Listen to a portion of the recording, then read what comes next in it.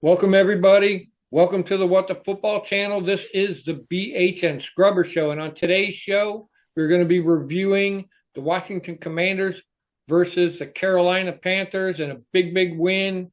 Dropped a 40 burger on them. Great job. Little housekeeping here. Join us Friday for our preview show that we will do for the upcoming game against the Chicago Bears. And not only that, join us Sunday at 4:25 right here on this channel where we do a live play-by-play, live reaction show. I will be your host, and of course, BH will be in the chat. So that's Sunday for the big game. And welcome, BH. What do you think? Hey, man. Yeah, all sounds good. Good to be here, and always good to talk after a victory. Yeah, what can you say? I think our preview shows have been pretty spot on. We don't get too crazy, but man, we've been just calling out players, calling out the other teams, calling out what we see, and sure as heck, the only thing we were afraid of in this game, and not really a lot, was they would have a letdown because we had a big game with the Ravens, even though we lost, we kind of went toe to toe with those guys. And then we have this a Carolina team that's in a lot of trouble. We can relate to that. We know what that's all about.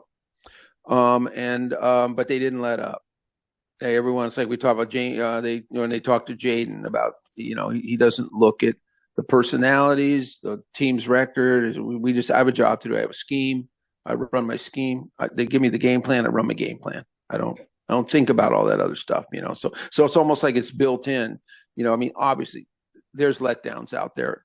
It does happen. All teams do it. But when you have that mindset, you eliminate those. And it wasn't close, and it shouldn't have been close, and we dominated. Yep. Everyone did great. Right off the bat, the top two guys on our PFF, I always like to monitor that. Most of what PFF does for us is just confirms what we saw. PFF is mostly pretty good sometimes for interior players. How did the center do? What was going on with their D line? Just kind of get an idea from them. Sometimes you can't always see, but top guys, man, for sure. Nick Allegretti, man, was like our number 3 best offensive guys. He's really doing good. And Terry McLaurin and Marcus Mariota, of course, were top of the line, both with like 85s. And that's the big story, was Mariota coming in because, we didn't know. I mean, he was not successful as a starting quarterback. He's been in the league for almost 10 years now. And we were both wondering about this guy. Was there someone out there more dynamic? Was there someone out there a little bit younger? Is there someone out there, whatever? There were other options. And so they got him. I think the biggest thing with him is they knew what kind of offense they were going to draw up for Jaden Daniels. I mean, pretty much they all got together, Cliff, everybody, and Cliff probably had the floor. And Cliff said, this is what I want to run. This is how I want to do this. This is what I want to develop this kid. And then they looked for someone who could run that. And I tell you, that sounds like, of course they did. But, man, people don't do that. Right. Some of the decisions teams make, stupid players that don't fit your stupid scheme, and then they go out and they don't perform. And people go, God, that guy sucks. And it's like, yeah, but that's not how he's played. That's not the position he's played. That's not the style. That's not the scheme that guy's ever played. And now and they didn't do that. And I mean, what do you think? I mean, to me, it just really paid off. I believe it did. I'll be the first one to say I'm not the biggest Marcus Mariota fan. I didn't want to put you on the spot. No, I was going to address that on the show. I like Driscoll and of course Mariota is a vet, and of course Cliff Kingsbury, in the game can adjust a little bit for Mariota. I was, right up front, we saw Carolina like rushing down the field. They got a couple big plays on us. They were getting down inside of our territory. And then, of course, Dante Fowler, pick six, runs it all the way back. The wheels come off for Carolina, and they were just trashed from there on out. After Daniels got hurt, Mariota came in, and he didn't really do that great on that first set of downs. And I was like, oh, God, here we go. And then the second set of downs, he did pretty good, but those were like handoffs to B Rob. I think he ran one. He didn't really throw that much. And then as he got going into the game, he started picking up speed and doing a lot better. That connection between him and Terry McLaurin, I think that made the game. Yeah, They did. They were getting 14 yarders, 15 yarders, 18 yarders, and just Mariota caught fire. he did. He really did a great job. I gotta give him kudos for what he did. And if he's got to play this coming Sunday, I'm good with it. Yeah, yeah, totally. I agree with it. It did. It started out kind of shaky, and then once he got going, like especially in that second half, Mm-hmm. it almost seemed like a car. He's not as quick, and he just doesn't have quite all the traits that Jaden has. Okay, but he ran that offense the way Cliff likes to, because like I said, he moved it around. He threw out of the pocket. He hit Ertz got one, Terry got one. He did just like Jaden does. Don't lock in on someone. You can have, obviously Terry's going to be number one, but Right. you move it around enough and it makes the defense just pull their hair out, because, you can't just focus on two guys. And then there's the running backs coming out of the backfield. And I thought he did really good, because he did have some rollouts. He kind of rolled out and through, and he got flushed out a little bit. For the most part, he had some great throws in the pocket. He stood there. And like you said, they were 14, 18-yard throws. He waited, stood in the pocket, and layered him in there. And I'm with you. And I don't know, if I was a betting man, and I don't gamble, I would say Mariota's going to start. We'll see. We'll see on Friday's show. We'll have an idea. But, bruised ribs, man, they're nothing to mess with. It hurts like hell. And no matter what you're doing, they say, well, play through pain. Well, we all in our life have worked through pain and gone through pain, but it holds you back, man. Mm-hmm. You can't do all the things you want to do, no matter how hard you want to. And I'm sure throwing a football or getting tackled. Yeah. Oh man, you get tackled and it doesn't matter. You don't have to land on it. It's like a toothache. Your whole body aches. So anyway, so that was the big story. And I think it was great how he just came in and took over. And man, I tell you, we got to give it up, man. Overall, Fowler actually, he had just a great game, period. Yeah. I was watching him. He only played 20 plays, which was kind of surprising. So they were kind of rolling everybody in, kind of keep everybody rested and sharp. And you know what? It paid off, because I'm not sure Dante Fowler has always been kind of a pass rush specialist. Not that he can't stop the run, but he's like a relief pitcher. You don't put a relief pitcher in the beginning of a game and expect him to go 7 innings. That's not what they do. They're pit bulls. They get out and they get after it, and then they're done. And kind of like Dante, man, he put up a monster score, like 96 Pro Football Focus. Yeah, man. He just clubbed it. He would have probably been PFF does their team of the week, offense and defense, like an all-pro team. So whoever has the highest score, they just put the best quarterback, best wide receiver, and he didn't make it, but I think because of his 20 snaps. They probably have a minimum on snaps, but he did great. Jamin actually had a really good game. But the best one that I really liked, the two that I really liked, was Noah Igbenogany, got a 77. And that was one where it looked like it to me. Yeah. He's starting to really get into his groove. He's not a dynamic press guy who's going to super impress you, but doesn't he seem like week in and week out? He started off looking rough, and he seems to have found his niche. Yeah. I'm not even so sure. He started off a little rough, but I think when you look at the circle of the DBs, you see Igbenini, and then you see Sanders-Strill, and then you see Jeremy Chin over there, and then you see St. Just, and Quan Martin. Yeah. There, that's starting to look like a nice little circle. And then you brought in Emmanuel Forbes, with his interception. He kind of probably saved his place on the team for a couple more weeks. But Iggy's good. Sandra still I is think so. good. Yep. Going back to Dante Yep. Fowler, that he stopped that 4th and 1. He stuffed him on that one. So Yeah. he really did a great job there, keeping on the defense. I like what Frankie Luvu did all game. Yep. He got some tackles for loss. I think he got a sack, I think he did. Yeah, he did get a sack. and Yeah. I thought he did great. He's been so consistently good. Yeah, yeah, Really good. And like you said, yeah, Fowler just jumped in and wrapped that guy up and took him down. Like that was awesome, man, because we always yeah. want to see team defense, but in any sport, football, sometimes as a guy, you just got to go do something. You got to kill a guy.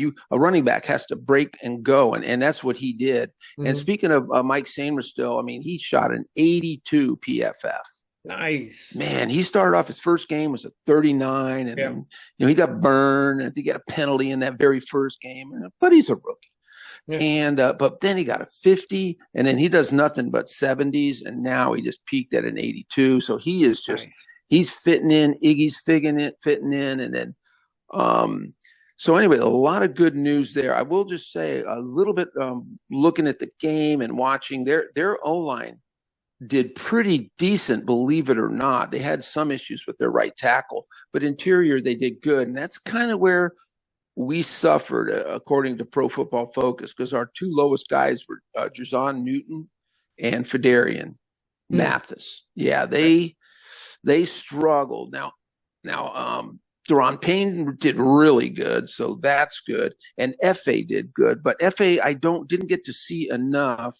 And I can dig deeper here on Pro Football Focus just for us just to see if how much interior, because when Ron was here, he did play some interior, and he did. I don't exactly know how they're using them. It could be all defensive end, but anyway, Jerzon and Fedarian just need to pick it up. I mean, Yeah. I know, especially Jerzon, he's a rook, and in a way, Fedarian he's been injured so much. I mean, he doesn't really have that many plays under his belt. He might not even have 100 plays under his belt at this point in his career. So anyway, that was the only downside I saw there was those two young guys really need to pick it up because, John Allen is gone, and we need them to be part of that 4-man rotation and start kicking some butt.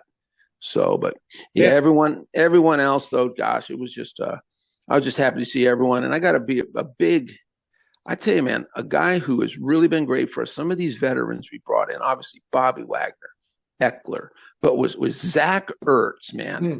Zach Ertz has, torn ACL. He had surgery, he had his ACL ripped out. And whenever you have an ACL ripped out, all kinds of other things get just shredded. And he's not a young guy. And all that guy has done is come in here and compete like hell, man. I mean, he's just out there. I mean, he's done a great job. So just want to put a shout out to him. He's been really good for us. And they're good at picking and choosing when they use them. Yeah. You put him out on the field, you pretty much sure that he's going to get the ball on that play. I know. So, yeah, that was a great catch he caught in the end zone. The other tight end, Ben Sinnott, Yes. he finally got one. He deserves it. He blocks like a beast all the time. It's good to see him get some love. And speaking of the love, Mariota spread it out. Everybody got a little bit. Diamond Brown got that nice one down the line, 23 yards. McLaurin got a bunch. The only one I didn't see was Luke McCaffrey didn't get any love. So yeah, kind of bumming on that one. Yeah, Luke, and that's kind of, I think, one good thing for us is look at the guys we're talking about. Like we're not seeing, like Luke's not doing a lot, or our young defensive tackles are kind of struggling, but they're young. Luke's young, Jerzon's young, and we've seen our other young guys keep moving up, getting better. Even Jaden, even though Jaden pretty much started off looking pretty good, he's still got better. Yep. You know what I mean? He's still got better, and he is getting better. So yeah, so that's good. We have something to look forward to because, man, these guys have been spot on. Yeah. On who they're drafting and who they're bringing in. They have a template for the kind of guy. Then they hand the information to Eugene Shen and say, hey, do the analytics on this guy, this kind of player, and then they spit it out. And there's no wasted money. There's no wasted movement. There's no wasted contracts. There's no contracts that are too long. There's no you know what I mean? Yep. There's no dumb contracts they're killing us. So yeah, I don't know, man. I don't know if we could be happier, to be honest, sitting at 5-2. Hell yeah, 5-2, top of the NFC East still. Yep. Still. Yeah. I mean, and we just came off that was a tough game against Baltimore. And we lost to Tampa Bay, and Baltimore just went to Tampa Bay and rolled all over them. Just crushed them. Yeah, and look, we killed Arizona. Arizona went to San Francisco and whooped them, and then last night they beat the Chargers. So a lot of people are saying, "Oh yeah, you guys just beat Arizona." Well, Arizona's out there sticking it to people.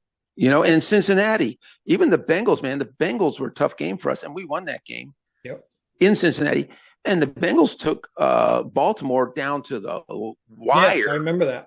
Remember? Yep. I mean, they went toe to toe with Baltimore. The Bengals aren't a joke, man. That's a real football team we beat.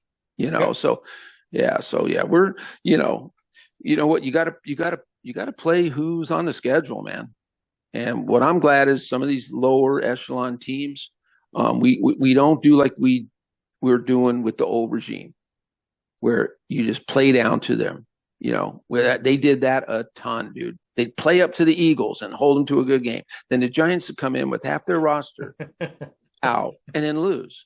Yeah, so that just shows the mindset, right, of what's going on in the locker room and what's going on. The letdown is because they're not set to a standard and they're not being coached in the right way. And this new regime, they're killing it. Yep. We got some tough games coming up. We do. The Bears next week, and then I think Giants, and then Pittsburgh. Yeah, Steelers. Yeah. So, that one's at home. I think we're playing the Steelers at home, aren't we? I have to look it up. Either way, it doesn't matter. Either way, that's a tough game. I'm really looking forward to Chicago next week. That should be good, even if Mariota plays. That could be a win. And then, of course, the Giants. I can't wait for that game. We got to go and stomp their guts out. So we, as Commanders fans, can look ahead like that. Our team looks just to the next week.